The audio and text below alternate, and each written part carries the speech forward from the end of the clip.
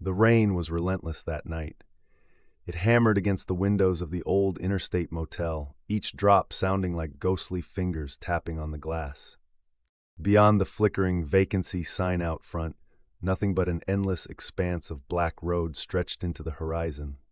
Rachel tightened her jacket around her shoulders and stepped into the cramped office of the motel. It smelled faintly of mildew, and the fluorescent light overhead buzzed like a trapped wasp.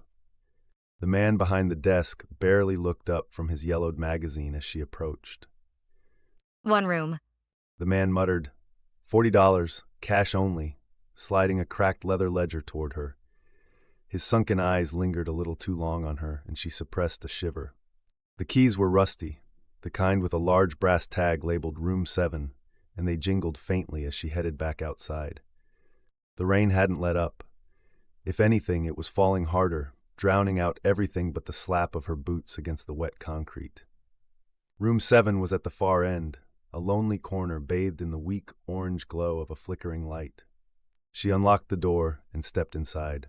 The room was a capsule from the 1980s, faded paisley wallpaper, a boxy television that likely hadn't worked in years, and a bedspread in shades of orange and brown that screamed cigarette stains and sleepless nights. It wasn't welcoming, but it was shelter. That's all Rachel needed. She dropped her bag by the bed, locked the door, and checked the window. It faced the empty woods behind the property.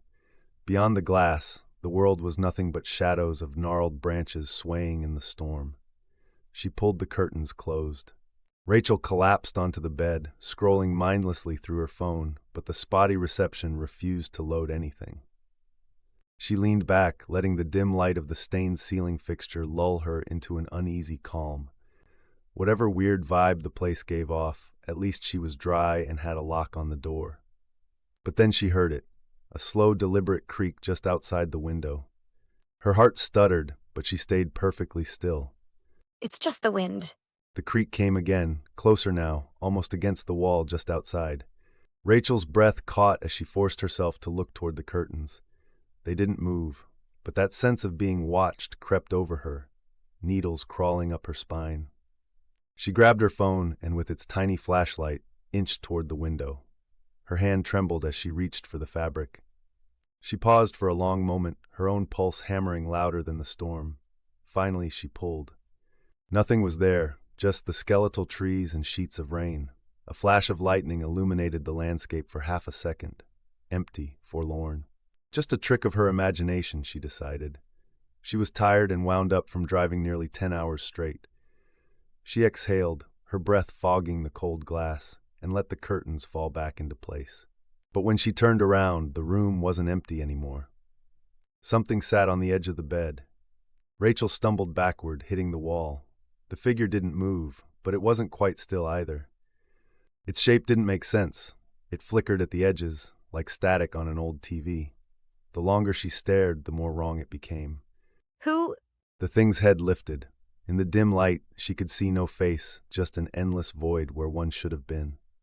The air grew cold, unbearably so, and the sound of static filled her ears as if her head were inside a broken radio. "I didn't call anyone," Rachel screamed, fumbling for the door. Her fingers scrabbled uselessly at the lock as the figure rose from the bed. It was impossibly tall now, its shadow stretching over her, swallowing the tiny motel room whole. Suddenly the lights went out. The darkness was absolute. Rachel screamed, her voice echoing until it was drowned by that horrible crackling static. And then silence. When the night clerk shuffled into room 7 the next morning, after counting down his shift by the glow of a black and white TV, he found the bed neatly made. Rachel's bag was still there, leaning perfectly upright by the bed. The only sign she'd ever been there at all was the faint smear of fog on the inside of the window and a single word scrawled across the glass in dripping crimson letters. "Leave."